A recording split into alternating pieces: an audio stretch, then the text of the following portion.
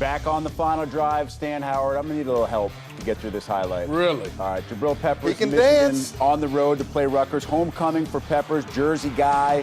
First quarter, no score. About to be no score no longer. Wildcat formation. Pull over! Siren already? Already. You can't give the guy a siren when he's coming home. Goes 63 yards pull and it on sets over. up Ty Isaac from 4 yards out. Wolverines are up 7-0. At this point, they're on pace for about 56 points in the game. That pace would quicken. Wilton Spate to J.U. Chesson. Nice throw. Maybe an Dropping even better dimes, catch. dropping dimes. I think so. It's a Michigan great throw. on top, 14-0. Spade can throw a nice deep ball. Final seconds of the first quarter. Zach Allen scrambling out of the pocket. Ball knocked out of his hand. Brian Monet. Another piece of that Michigan defense. Is back and healthy. Back in the lineup. Michigan ball. First play of the second quarter. Wolverines would cash in. Peppers Watch fakes. the boot! Did he fake? He might even fake. Did he fake the right way? Did he fake the wrong way? That time he was good. Called the whirly bird. 7 yards on the touchdown. 3 touches, 74 yards and 2 touchdowns for Peppers. It's 21-0. Chris Evans had himself over $150.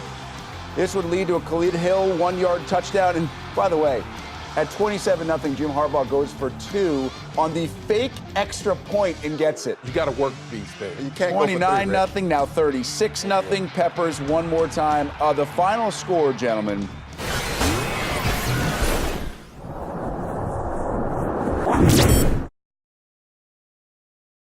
Man crates. Awesome gifts for men in real wooden crates. Wrapped in a cocoon of duct tape. Or housed in ammo cans that are virtually indestructible. Some gifts he'll get to assemble himself. Some gifts you'll beg him to share. And some gifts are sealed inside layers of rock-solid concrete. Gifts guys love, from grilling gear to old-school video games and more. Man crates. Awesome gifts for men. Hello, friends, and welcome into the Michigan Football Report. I am Tom Downey. Alongside me is the Michigan Football Insider, James Yoder. James, I know last weekend was kind of tough on you. How are you feeling today? Tom, it's why we showed some of the old school Michigan football highlights so many months ago when they would actually win games and know how to score touchdowns. A lot of touchdowns. That was a little bit of a, is like a vitamin to my Michigan football life there to see him scoring some touchdowns because this offense has been putrid, Tom. And frankly, this is as low as Michigan's been since I'd say about mid-season 2014 when the Brady Hoke era was just foregone conclusion. It was over, yeah. And you couldn't go any lower as a fan. And you kind of had the same thing maybe mid-2009, Rich Rod's second year. So it seems it goes in cycles. I don't know of many college football coaches who kind of lose the majority of the fan bases and win them back. It's a tough thing to do, right? True. So I think Jim Harbaugh could be the guy, obviously, but they're going to do something about this offense, Tom. We're going to talk a lot about that on today's show. Kind of a different show. Yeah. No Michigan Man Top 10. No one deserved it this week, I don't think. No one deserved it. Rumors, somewhere, where are they at, gotta goes, all different kinds of stuff today. Yeah, a lot of rumors out there about coaches, about some of these ballyhooed 2016 recruits on the offensive side. Big word right staying? there. I'm a big word kind of guy, yeah. I went to a MAC level school, Tom. I get good grades and things, so I know big words. So it's a lot of stuff to talk about today. All right, we're going to start things off with a trivia question, folks. Get your answer in the comments section. What is the largest margin of victory for Michigan in a Big Ten game? Modern era, by the way. Yeah, let's talk about modern era. I didn't. None of the stuff before everyone was born. Yeah, I didn't look this up, but I think they played Wesleyan in 1896 and beat them 145-0. That doesn't count. We're talking about 1936 and beyond. That's kind of the AP poll era. Is that about right? That's about right, yeah. So I mean, we'll call it around 1950 and 1910, somewhere in that range. It's tough to beat 78-0, so it's got to be either a long time ago or I don't remember this game. So or maybe it just was 78-0. Maybe it was 70-0. That's a good point. Was it last year versus Rutgers? I mean, Tom, that game was one of the more enjoyable games for me to watch as a Michigan football fan because 78-0, they scored, 11 touchdowns. Jabril Peppers got in the play. He kind of showed his dual threat action a little bit. So that was a fun game. I think Michigan could have dropped 80 on them. I wish they would have because I think that would have been fun to have 80, but quite a game there. All right, well, no one's got it right in the comments section yet, so we'll come back to the answer later on in the show. Keep your comments coming. Once I see it, the correct one come in, we'll come back to it. If not, we'll come back to it if no one can figure it out. Sounds good. In the meantime, though, let's get to some news and notes. James, Michigan, Minnesota, going to be a night game. I want to know what the fans, we'll ask about this here in a second, but I want to know what other people think about this. This is the first time, Tom, that you will have 2 night games at Michigan Stadium in the same season, and this is going to be the 5th night game in history. They've played 2 Notre Dame, 1 versus Penn State, and then earlier this year, of course, against Michigan State. And let's hear from the audience. Are you a fan? Do you like night games at Michigan Stadium? Give us that heart for yes. Give us that angry face for no. I don't know, Tom. I like them because I've been to quite a few of them, but I think actually I've been to all of them except for the Penn State one, 2014. But I think a Michigan fan base in general is a little bit older fan base, more tradition based, and their tradition is we play Michigan football at high noon, hell or high water. And so I think even 3:30 games irritate people a little bit. But I did see the Michigan fan base embrace the maize jersey, so maybe it's a little more modern. Jim Harbaugh's brought us in the modern era. I see mostly hearts, but I've seen a handful of angry faces, a couple comments saying no. I do like night games. I think night games are awesome, so I'm a yes on this one. Yeah, I'm a yes for sure. If I really think about it, I wish they played more, and I kind of would love to see an Ohio State at night. I mean, I know that the purists say it's 12 o'clock. They raised hell in 2006 when there was a 3:30 game for TV reasons. But the reason this happened, just for the folks wondering, it is not Michigan's decision anymore. The Big Ten's new contract says that Fox and ESPN, they've got they alternate years, but they can give any team can be forced to have 3 night games at home in a 2-year window. So what this does mean is that Michigan for sure only has 1 night game next year unless they choose to, and of course that the TV networks wants them to. Let's quickly get back to the trivia question we had, just the question right now, because I've seen multiple comments come in saying that it was last year's 78-0 Rutgers win. We're not going to get to the answer quite yet, but we'll bring up the question one more time for anyone just joining us. I will give you guys a hint. It is not last year's 78-0 pounding of Rutgers. It is not the largest margin of victory. All right, Tom, so let's do this. Why don't you give the people just a quick hint and see what we can come up with. See if we can get somebody to answer.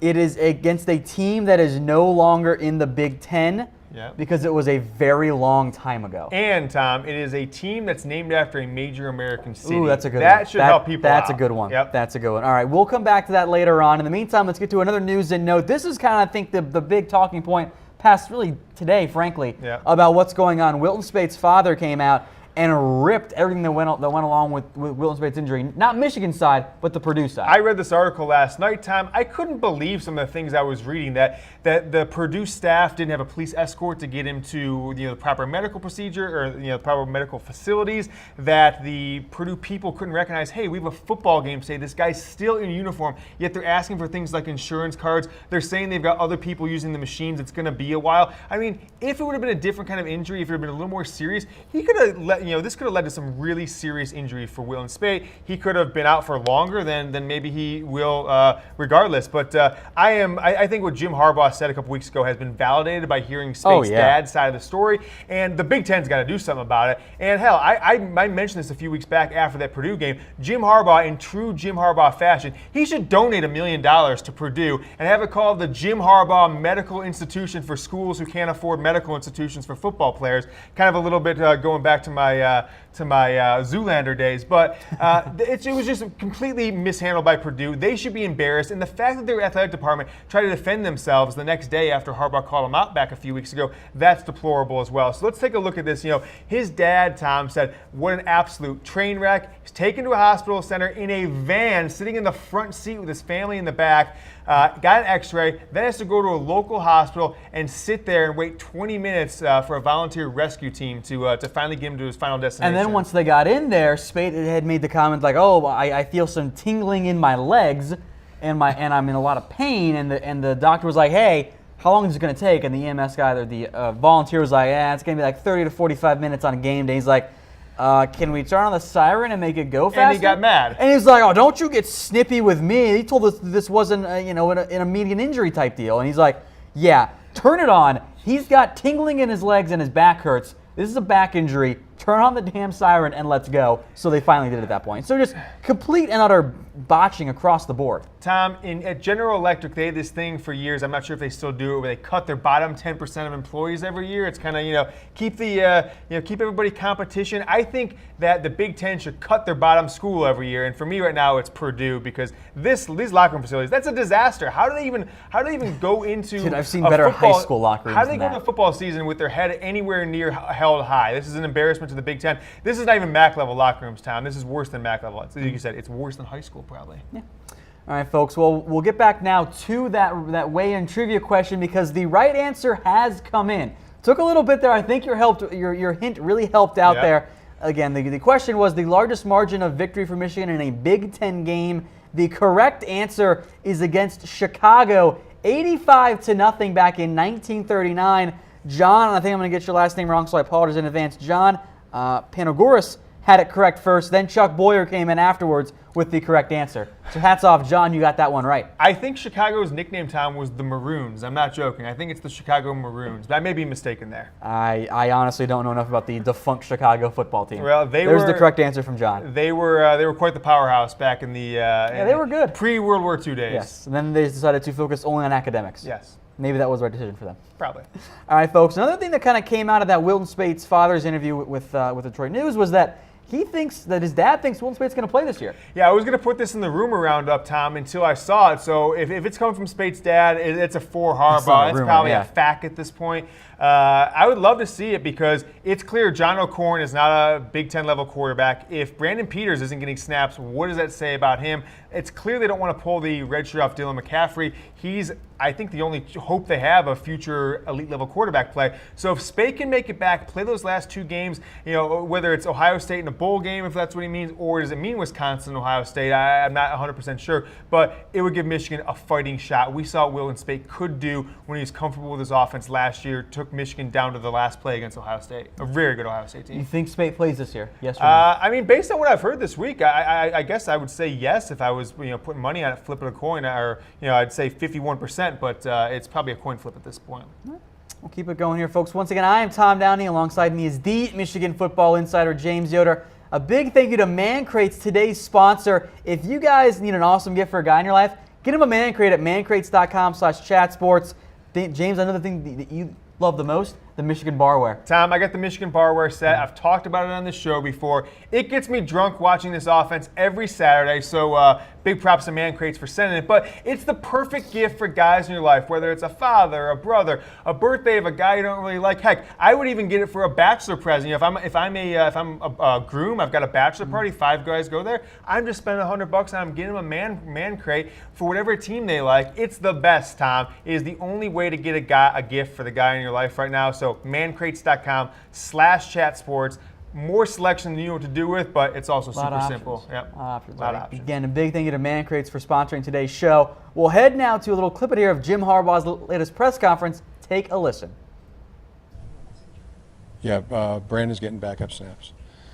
And how is he I mean, have you seen a lot of improvement from him since he's yeah, he's readying himself to play. He's one play away right now, and every day readying himself to be out there playing. Yeah, won't go into everything, but there was managed the game very well. Got us everything communicated. Ran the offense very well. There was some duress and some plays that we could have made, etc. Go back and look at it, and that's what we're in the process of doing. But he's some good, and kind of the theme for our offense. Some things we missed out there, some opportunities as well.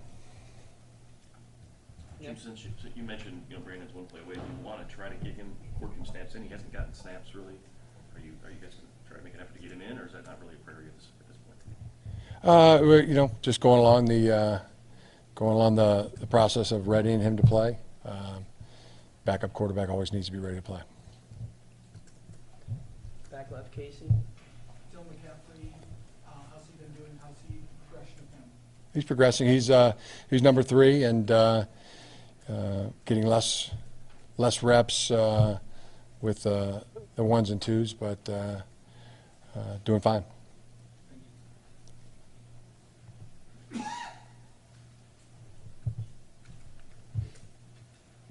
When you guys went over the defense, Jim, it was really, I think the team had like 8 really big plays, 20 yards or more. This defense has done a nice job of limiting those. Was there any theme that you saw that why there were chunks or why it really got away from there? Yeah, they got a couple of big running plays early, and we've done a great job of taking away the run, and then dealing with taking away the run, and also quarterback made some really good throws down the field, and they were able to get some big plays. The first series, a 62-yarder by Saquon, and then quarterback got out on some running plays as well. So go back and attack it and do better.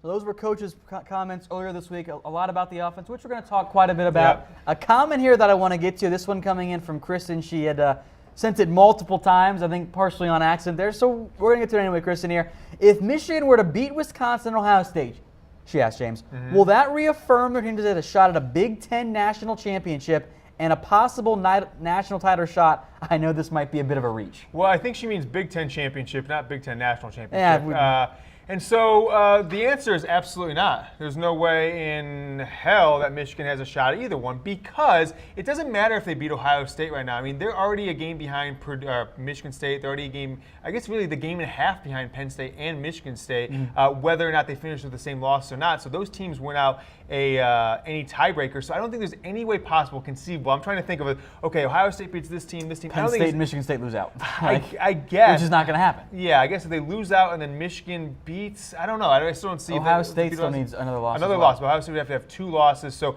I don't see a conceivable way Michigan makes the Big Ten championship game. But you need to think about this, Tom. I'm sorry, Kristen Ann. This is absurd at this point. This is the worst Michigan team we have seen, and certainly in the Jim Harbaugh era. But this is Brady Hoke level team right now. I mean, they've got a good defense, but this offense is putrid. It is absolute garbage, Tom. It is terrible.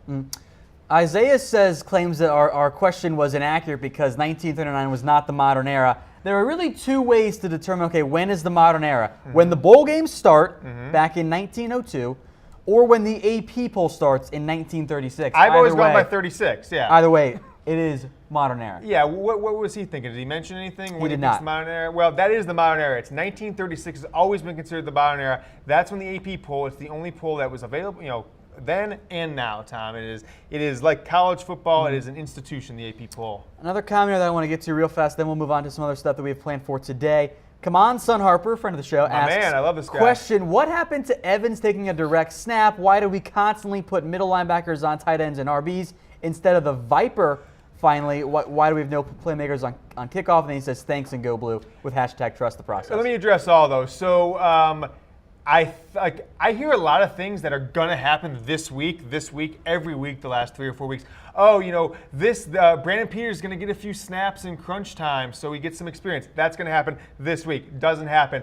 Kareem Walker is getting more carries this week. The offense has new wrinkles this week. It's not happening. So either the offensive coaches are completely uncreative, which is possible, or the players just can't even get past the basics, so they can't even think about going on to these other things. I'm guessing it's a little bit of both, but I just think these offensive players, Tom, they just had to replace too much, and I don't want to build an excuse in because plenty of teams have replaced their entire roster. Ohio State last year basically brought back 9 Ohio State multiple years in a row. Yeah, new starters on offense. So to address that other one, the fact that Mike McCray was on Saquon Barkley out of the backfield almost every single time didn't make sense. Shows to me that Michigan could not make any way. They couldn't adapt to what was being called the entire game because it was in the first halftime. It was in the second half. He had that 1 touchdown late in that long pass. He would have had another in the first half, but he dropped a touchdown pass also on Mike McCray. So come on, son's talking about the same thing I am. And then no playmakers on kickoff, punt return. I don't have an answer for that one either. It doesn't seem like there's playmakers at all anywhere in this team.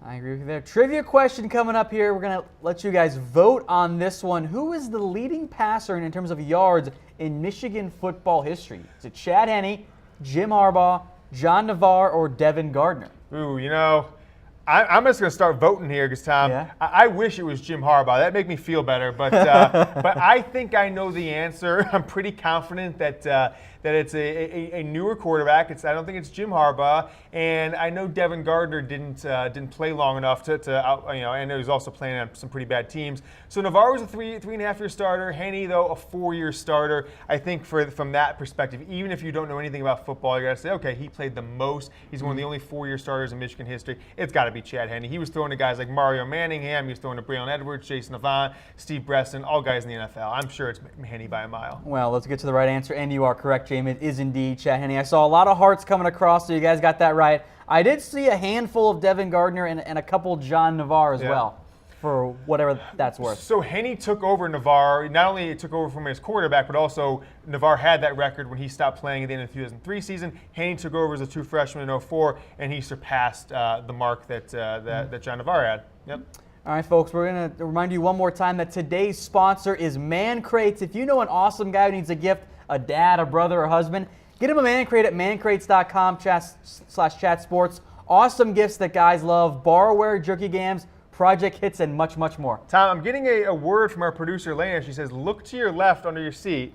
And, it's a gift for Tom. Tom, Man Crates brought this in. I want to show this in the field. This is the Man Crates bouquet. It's a man It's not flowers, though, right? Well, Tom, we're going to find out here. I don't know what it is. So I'm going to pull this bad boy out. This is great video, I'm sure. Tom, I present you. I'm going to throw this across Chat Sports Studio 2. This is the Man Crate meat bouquet, Tom. This is a gift from Man Crates to you.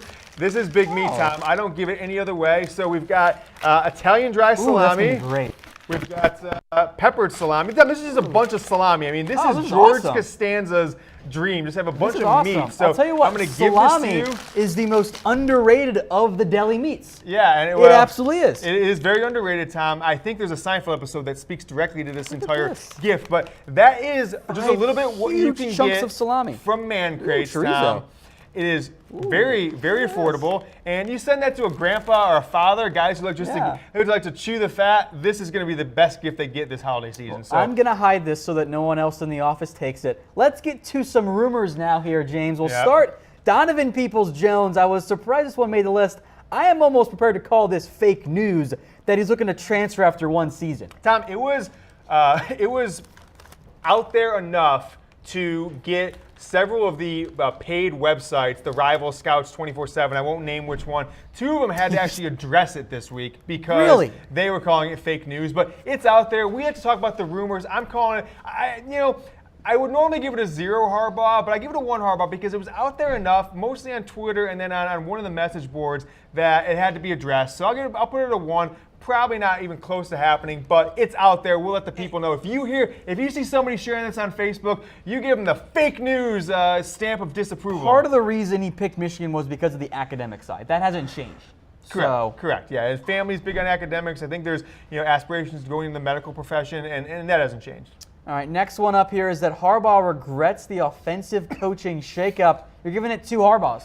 Yeah, I'm giving it 2 Harbaughs, Tom. And there's a couple in there. This is on a scale of 2 to 4. So it's not likely, but people are talking about this, Tom. People are talking, and it's not as much Tim Drevno as it is choosing Drevno over Jed Fish, who was kind of the co-offensive coordinator the last couple of years. Fish now the main offensive coordinator at UCLA, and bringing in his old boy Pep Hamilton, formerly at Stanford, then with Andrew Luck at the Colts, then most recently with the Browns.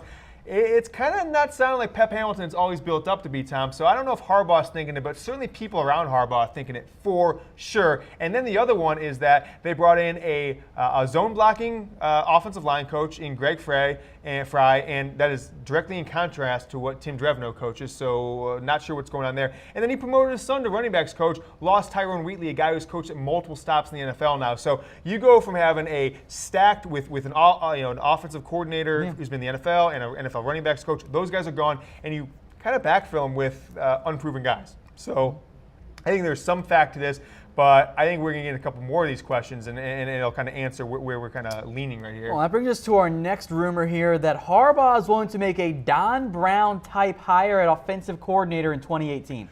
Yeah, Tom. So here's the scenario how it plays out. And this is not from any of my sources yet, although I have tried to reach out. But somebody in the Michigan football media community put this out there this week, that Harbaugh will, like he did last year, encourage Tim Drevno, who told you and I last year that he wants to be a head coach, encourage him to take a head coaching job. If it doesn't happen, try and get him a soft landing spot, which looks like he doesn't get fired. It might be an offensive coordinator at a different school. It could be a line or a tight end coach, potentially in the NFL, maybe even with the Baltimore Ravens with his brother.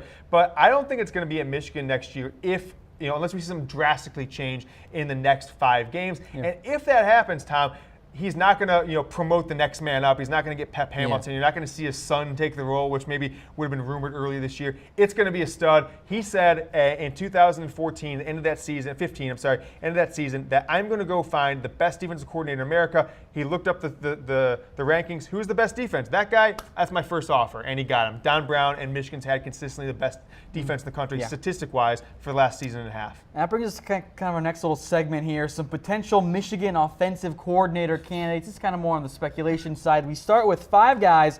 At number 5, a guy Michigan fans know, Jedd Fisch. Yeah, Tom, you like breaking out the fast food restaurant. You like Arby's, you like Five Guys, one of my favorites. Jedd Fisch, UCLA's offensive coordinator. History with Harbaugh, history as an NFL offensive coordinator with the Jacksonville Jaguars.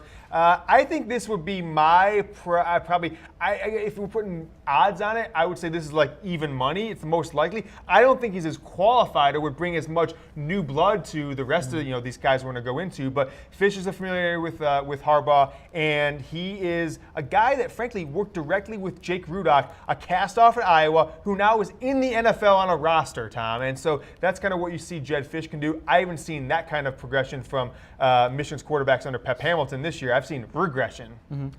A different name here at number 4, Sonny Dykes, formerly the Cal head coach, is now an offensive analyst over at TCU after getting fired right before signing day. Would bring a different style offense to Michigan, a very different. Yeah, so this is we are going to not rest on the Bo Schembechler 3 yards in a cloud of dust offense that Harbaugh really has run in every stop that he's gone to. This is, I realize that every team that's won a national championship in like the last 9 years has run some form of the spread, and I have lost games to spread teams, most notably Utah a couple years ago, Ohio State several years, and that's how I can, fight against the recruiting disadvantage that Michigan faces, given that they almost produce no big-time high school talent like Ohio, Pennsylvania, Texas, Florida, California does. So Dykes will be a true shift away from Harbaugh's offensive philosophy, but I think it's very much like Kevin Wilson in Indiana. He ran a big-time offense, was also a huge offensive coordinator at Oklahoma during some of their best years. Now he's at Ohio State, and after a few bumps in the road, Tom, they've got the best offense in the country the last 5 weeks. All right, I'll head now to number 3, another similar vein, a spread-style coach in Mike Yurcich, who is now at Oklahoma State. He's had a very interesting path. He jumped to Oklahoma State from being the OC at Shippensburg, a tiny school in Pennsylvania. Clearly, Mike Gundy knew what he was doing because he nailed this hire. Well, Mike Gundy's an offensive coach in his own right, so I'm always nervous about these guys. Like Kirby Smart, I wasn't sure if he was going to flourish at Georgia because he works under Nick Saban as a defensive guy? It's kind of like in the NFL. Yeah. Any offensive coordinator from the Patriots, they're working with Tom Brady. Is it them or is it Brady, of course? So I'd be a little nervous about this one, but he runs closer to what Michigan runs than certainly what Sonny Dykes has. It's an air raid style offense, but they still put the ball on the ground plenty. They still have under center here a little bit. So I like this one. I think this is one that Michigan would potentially consider. Yeah. The next guy up here on our list, this is very much an aggressive move, poaching away Joe Moorhead from Penn State. Tom, if anybody is going to OC cuck Penn State, it's going to be Jim Harbaugh, okay? So I like this guy, Joe Moorhead. He dominated Michigan on Saturday night. He has turned around this Penn State offense. It's very similar to Kevin Wilson at Ohio State this year. He started off last year at Penn State. You saw how much they struggled the first 5 or 6 games of the year. They lost to Michigan, got crushed. But who had one of the better offenses in the country by the end of the year and all this year? It's Penn State. So I think if Jim Harbaugh wants the best guy in college football right now, it's Joe Moorhead at Penn State. He got to see it front and center on Saturday night. A complete embarrassment. It's probably Jim Harbaugh's most embarrassing loss as a head coach at any level, in my opinion. All right. The one thing that concerns me about Moorhead, he's going to be very coveted in the coaching ranks, head coaching ranks. He is. I wonder if it's going to be, hey, I want to take. I don't think you go from Penn State after 2 years to a top 10 top. He's not going to get the Tennessee job. He more would be like a DJ Dirk and get a Maryland style job, get a Rutgers style job. That's a good analogy. And so, would those schools be able to pay? I would be willing to bet Harbaugh would say, hey, Joe, I've got 2 co-offensive coordinators making 2.5 combined. I'll give you 2.2 and get rid of both those guys. And that's going to be more than a lot of those lower, Power 5 or, upper tier like MAC and beyond schools can pay him. We'll get to the number one here in a second. But on Joe Moorhead, one more thought that I want to get you here, James.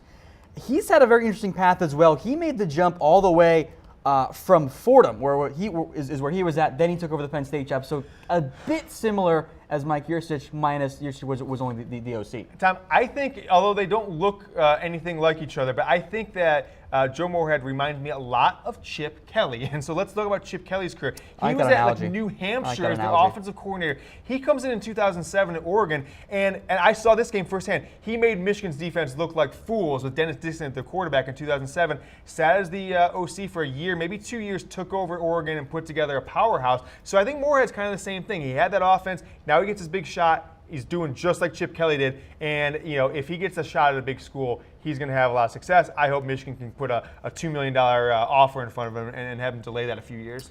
Well, we mentioned Kevin Wilson earlier on getting the fired head coach. This is in the same vein. How about a guy like Kevin Sumlin when A&M fires him? Because that's going to happen. Yeah, we looked at the nature of the Aggies. Fall apart in November. We looked at the schedule, Tom. They've got 5 games left. 4 of them are very losable versus the Mississippi schools, versus LSU, versus Auburn. So if he goes 2-3 down the stretch, Tom, he's gone. I think that's a fact, F-A-C-K. And if that happens, someone's available. I don't think he has the shine is off him a little bit. So he's not going to get any sniffs in the NFL. He's not going to get sniffs from school like UCLA or Nebraska or Tennessee that are looking for jobs. So would he see this as what maybe even the defensive coordinator at Ohio State, Greg Schiano, sees is, hey, I'm going to go work with a guy who's perceived to be the best of the best, a guy who has connections everywhere, NFL, college, like Jim Harbaugh, invigorate my image, and then get another big job 2-3 years from now. So I would love to see Sumlin at Michigan. I think he could fit with Harbaugh. I think they've got similar kind of in-your-face quarterback guru style of just way they coach. And beyond that, Tom, whether these guys have stuck around or not, nobody recruits quarterbacks better than Kevin Sumlin. The talent they've had come and go from they've had like 4 5-star, 3 5-stars transfer out of there, right? Which is a problem in and of itself. Which is a problem in itself, but we've got their guys going to Oklahoma winning, backing up winning games, or at TCU, I'm sorry, they've got a quarterback at. And so Kevin Sumlin can recruit quarterbacks, and he's just been a phenomenal recruiter, outside of quarterbacks. So I would love to see Sumlin. He would bring some instant buzz to Michigan, very similar to like Lane Kiffin at Alabama. And I know that Kevin Sumlin is often tied to Texas because he coached at A&M and he coached at Houston. Don't forget, Sumlin has some pretty heavy Big Ten ties. He coached at Minnesota and Purdue. He graduated from Purdue. That's where he played as a linebacker. Of course, all of his playing time has been on the offensive side. I did not know he was at Purdue, Tom. Yeah, because ever since 2000, he's been at Texas A&M, Oklahoma, Houston. Those have been his 3 spots. So that's kind of why they're. For anyone just joining us, here there are 5 potential Michigan OC candidates that we put together today. Jed Fish, Sonny Dykes, Mike Yurcich, Joe Moorhead, Kevin Sumlin. A weigh-in here for you guys as well, namely, who do you want to be Michigan's OC next year?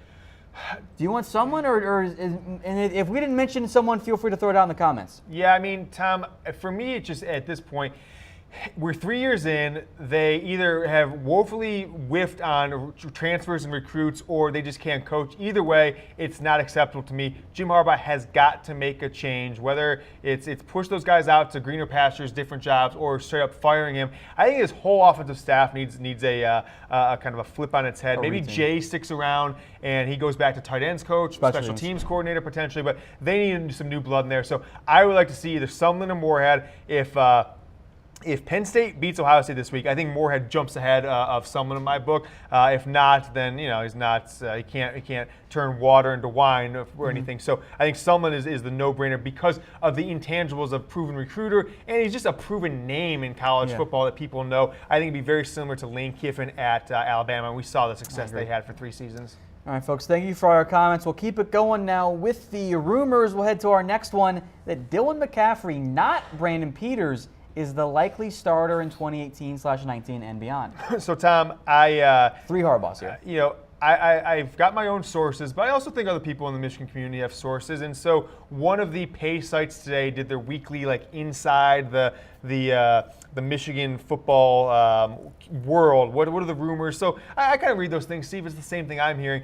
And this is one they put out there. So I threw it out there. I think it's pretty clear that it's got to be three Harbaughs, which is pretty likely. That they don't see anything in Brandon Peters. He's not making it happen on the field. He's not making it happen mentally. We have heard, his own high school coach, we said last week or 2 weeks ago, that he just doesn't have the leadership qualities that it takes to be quarterback at Michigan, and maybe he can get it when he's on the field. So I would expect, Tom, and this is pure speculation at this point, I would expect that if Peters feels that he is not going to get a chance to play this year, he's gone in January. He's going to transfer somewhere where he can get playing time, and that makes McCaffrey versus Spate next year. And you got to think that Harbaugh is going to give McCaffrey every chance to win that job that he can. Spate can then transfer out and do fifth year somewhere else, or stick around and kind of be a serviceable backup. But someone did write, one of these, when they were writing about this, said Harbaugh knows he has his Andrew Luck and McCaffrey, doesn't want to pull the red shirt off him because of, obvious reason, doesn't want to waste a year. Doesn't want to waste a year. Yeah. Final rumor here is Chris Evans set to move to wide receiver. And so we've seen it the last few weeks, Tom. He's gone out into the slot, hasn't got enough looks that I see, but you look at production, you look at where he is in the pecking order. He went from your day one starter to now he's your number 3, and we're getting Jay Harbaugh saying that Kareem Walker is getting more carries. What does that mean? Walker in a little bit.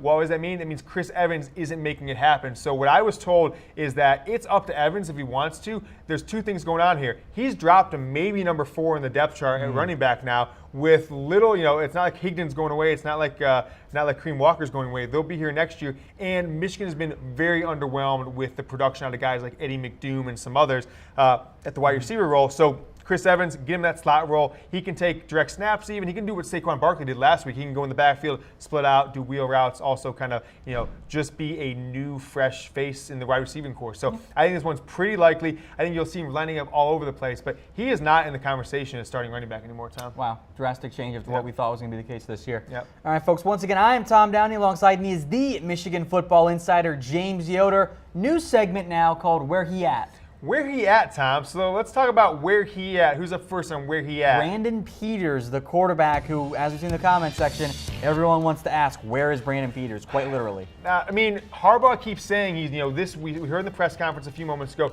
he is one play away from playing. He's prepping to play. Well, if you don't play Brandon Peters, there's nothing from what I've heard from anybody that says Peters is going to be the starter this week, which 2 weeks ago, we said that's going to happen. It doesn't sound like it's going to happen anymore, Tom. So does Brandon Peters not know how to throw a ball? Where is this guy right here? That looks like a dual threat quarterback. That kind of looks like, a JT Barrett or something like that. Spring game Peters look really good.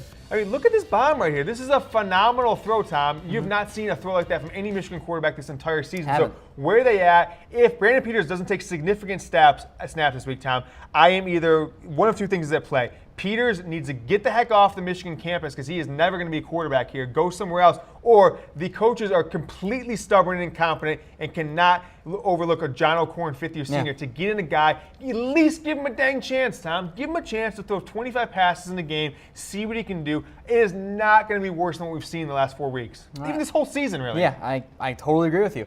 Next up is a halfback, Kareem Walker. James, where's he at? Where he at? This is Michigan. This is the number one, Rashawn Gary's the number 1 recruit in Jim Harbaugh's tenure as Michigan's coach. But this is probably the most important recruit in Jim Harbaugh's tenure because he stole him away from Urban Meyer. And Kareem Walker was at one point the number 1 running back in the country in the 2016 class. If you would have asked me, Tom, almost 2 years ago, hey, where is Michigan's starting running back, starting quarterback in 2017? I'm like, it is the Peters and Walker show, baby. They're the sophomore dynamic duo. I'm going to love these guys. And he has gotten 4 carries this year, Tom. He has been nowhere to be found. Played 2 games total. And you want to hear, I feel it's the same thing with Kareem Walker and Peters. There's all these rumblings oh, he's not a team guy or he's not this. It's either get him off the damn team or play him. But I don't want to hear all this other stuff he's not ready or Yeah. He doesn't have the right attitude. If he doesn't have the right attitude, get him off the team, suspend him indefinitely, whatever you want to do. If he's suiting up, if he's putting the dang helmet, get him in the game this week. Jay Harbaugh said it's going to happen. If it doesn't happen, I'm questioning, what the coaching staff is doing. Why are you leaving these guys? You're not getting any production out of the running back. You're not getting enough production out of the running back position that forces you to sit Kareem Walker, right? Yeah. Jay Harbaugh had said this week that Walker's in line for more playing time. We'll see if that happens. It could be that Michigan thinks they're going to be up big, thus they can give Walker some garbage time reps. That makes no sense to me either. Yeah. I don't want these guys getting garbage time reps. I want them getting real reps where they can see if they're Big Ten players, Tom. See if you need to recruit 2 running backs this year instead of 1, 2 more quarterbacks, whatever it is. So, Kareem Walker, where are you at, dog? Get in the game. This, I think, is the one that I am actually most questioning. Cesar Ruiz, where he at, James? He was a stud. He's the number 1 center in America. He can play guard time. I even think he can play tackle. And then you've got Chuck Filiaga, also another freshman offensive lineman. The offensive line has been brutal, Tom. They did a little bit versus Penn State, and they had a decent game versus Indiana 2 weeks ago. But this is a position of just dishonor and disgust in the Michigan football program right now. And what are you waiting? The only reason you hold on to a redshirt guy, and these guys they've appeared in games this year, Tom. So you can't redshirt anymore. So why not give them a shot? It can't be any worse, in my opinion. Ruiz has played in a handful of games, or 2 of them. Purdue and UC, he both played. Purdue, he kind of came in as like the jumbo, and same with UC. So they've given him a handful of snaps, so maybe get him more reps. Like, I know he's an interior lineman. I'm sure he's better than some of those interior linemen. Yeah, he's got to be, Tom. The last, I think, 3 BCS champions, or not BCS, college football playoff champions, I think Alabama, Clemson, Alabama, Ohio State, all have started a true freshman offensive lineman. I'm not 100% sure on Clemson, but I know Alabama did 2 years ago. I know that Ohio State did in 2014. His name was Michael Jordan. I just don't know what they're holding back for. Reaction poll time, folks. Get your votes in. Which player do you want to see more of? Is it Brandon Peters, Kareem Walker, Cesar Ruiz, or all of them if you're angry about the whole thing? So I guess you can vote for like more than one. I'm only going to put up just the one guy. I want to see Cesar Ruiz the most. I want to see him get some work at guard or center. Yeah, well, we know that offensive linemen are second-class citizens in football, that's especially true. compared to the fans. So it's Brandon Peters for me, Tom. I'm pressing hard. I just want Brandon Peters in there because I want to know what my expectations should be for the future of Michigan football, right? Do we have a guy who can go toe-to-toe with Penn State's quarterbacks, Ohio State quarterbacks, Alabama quarterbacks, or don't we? If we don't, just forget it and get Dylan McCaffrey some playing time. I don't know what you're holding on to his red shirt for either. If he's as good as Andrew Luck, he won't be here in the 2022 season. That's very true. All right, time for some gotta goes, the players who it's time to not have them. James, we kind of hinted this earlier. First up, Mike McCray. Tom, I just want to look at this film. So look at McCray at the top of your screen. Just completely gets befuddled by just a fake handoff. He was out of position in this play. That's a cool play, jumping over him. Look at this. He just is standing there. He has no idea what's going on in this play. McCray is an old school Harbaugh or Hoke recruit, way too slow to play the position. So we'll show back here. Watch him pop out to the left, Tom. He has no idea what's going on there again. He got sucked up for no reason. He's pointing. He has no idea what's going on. He should have knocked that ball down. He's got to be 2 yards further back into the interception. The ball. Watch him get. Look at number 9 right there. You see number 9's back to the ball all the time. Then watch this play, Tom. He just got smoked all day. That's him. You see number 9's back to the screen all the time because he's chasing people down. He is too slow. Hey, Mike McCray, you got to go, man. You got to go. Get somebody else in there, Tom. They had a 5-star and a very high 4-star linebacker come in the recruiting class last year, Jordan Anthony, and then the gentleman from Paramus Catholic, who I'm forgetting his name. But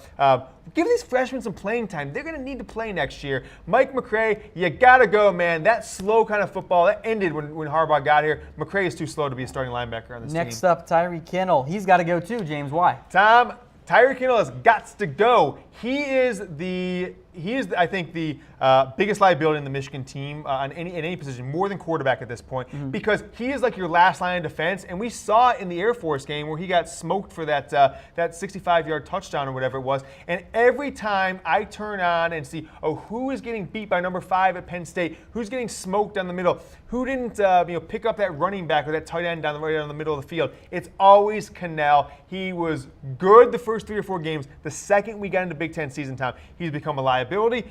Again, I think there's younger guys. We have seen so many sophomores this year step up for Michigan and make big plays that I don't think Cannell fits with this team anymore. I don't think he's made enough plays or shown that he is a leader and that his experience warrants being out there anymore. So it's just, you got to go. Tyree Cannell, you got to go. Get somebody else in there, Tom. I've noticed some man-to-man coverage issues with Cannell. I know that's what Michigan tends to like to do, but I've often seen when Michigan gets beat for a big play, it's Cannell that was in man-to-man coverage on somebody. Yeah, and so they're putting him sometimes on slots, Tom. Yeah. They're putting him on tight ends. He got burned by that Penn State tight end on that long pass. So it doesn't seem like he ever makes a play anymore in pass coverage, and he's not putting against the number one receiver. It's always a running back, tight end, or a slot guy. He can't cover him. If you can't cover him, you can't play in a man blitzing style defense, Tom. So either Michigan switches the zone, not going to happen, or Tyree Cannell, you got to go. I think everyone's going to agree with the next one here. Our final got to go, John O'Korn. John O'Korn, I am sorry, but you got to go, okay? Brandon Peters, Dylan McCaffrey. Hell, Tom, go to the triple option if you have to and run some sort of 90s Nebraska offense, because John O'Korn is a complete liability for Michigan at this point. His stats are deplorable. 1 touchdown, 4 interceptions, 16 of 28 for 166 versus Penn State. On the surface, it looks okay, Tom. Check down. But it check was down all King. check down. He couldn't make a single throw down the field. He is not a quarterback. If he was the quarterback for Indiana, Purdue, Illinois, any of these teams, I would say this guy sucks for these teams, let alone Michigan. He is not a Big Ten quarterback. He's not the quarterback in Michigan. John O'Korn, once and for all, you got to go. All right, folks, a trivia question here coming up. Then we're going to get into some brief Michigan-Rutgers predictions because that game is going to be a blowout, even though Michigan's not been that great this year. That's not going to be a close game. Trivia question is, and we'll get to this one here as well, after Mike Hart, who is the second leading rusher in Michigan football history? Tom, this is an interesting one. This is a tough one. So when Mike Hart got there, obviously wasn't the leading, but the guy he took over for was a very well-known player in Michigan history. And Michigan's had a lot of running backs in their school's history that have had multiple-year starters. So we've got Jamie Morris in the 80s. We've got guys like Butch Woolfolk in the 70s. We got Braylon Edwards' dad, Stan Edwards, in the 70s. Chris Perry. You've got Tumunga Biaka-Patuka, Tyrone Wheatley. So who is the time? It's got to be one of those big names. The first two names that popped, the first two names that popped in my mind was Chris Perry, because that was a more recent one. Yeah. But I don't think he played long enough. Yeah. So Perry started the entire 2003 season, but he was a fullback in 01 or 2000, 2001, and then split carries in 2002. Tom. So he was only a one-year starter. Won the best running back, the Doak Walker Award there in 2003, but it is not Chris Perry, Tom. I see a ton of comments coming. One did mention Chris Perry. This was the other guy that popped into my head was Anthony Thomas. I see a ton of Anthony Thomas comments. Yeah. Choo choo. So the That dude was A-Train good. was number one, Tom, before Mike Hart. Mike Hart beat him. So it's got to be the A-Train. I can't think of any running backs other than Mike Hart that have played long enough to beat the A-Train, who was a 4-year starter at Michigan, Offensive Rookie of the Year in the NFL with the Bears.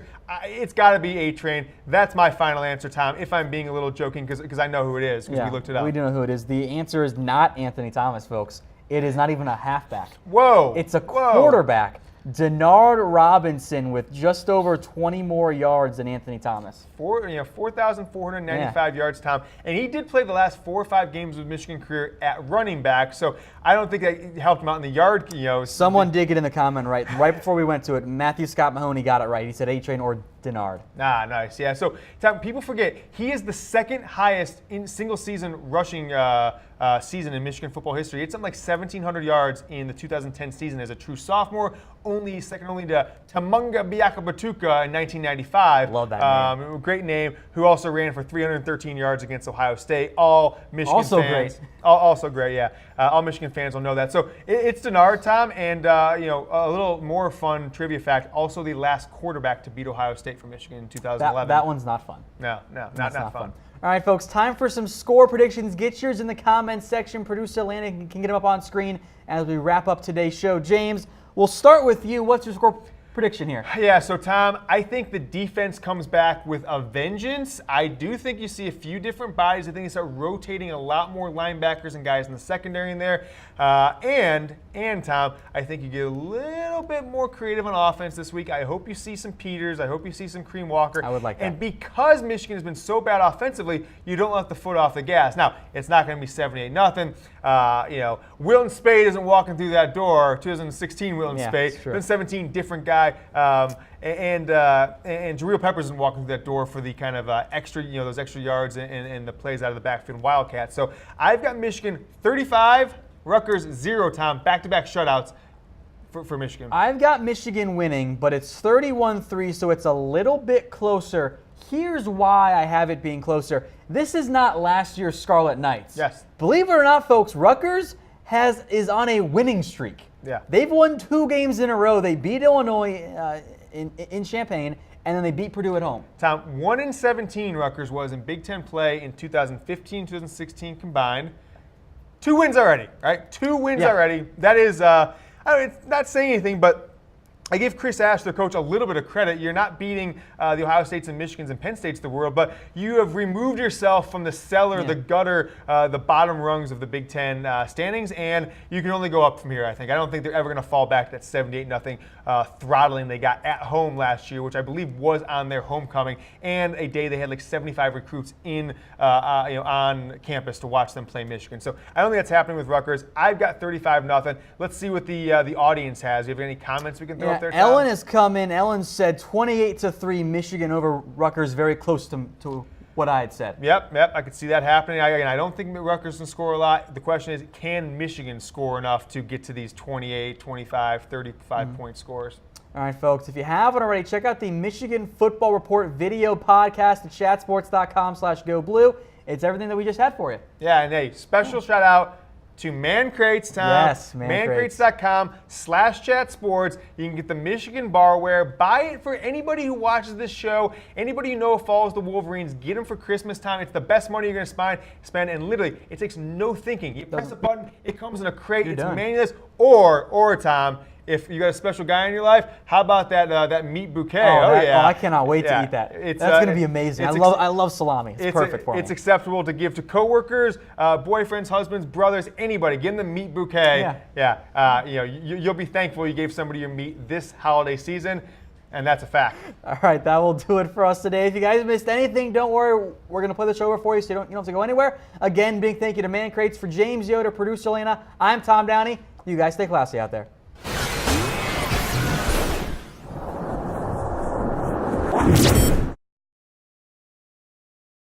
Man Crates, awesome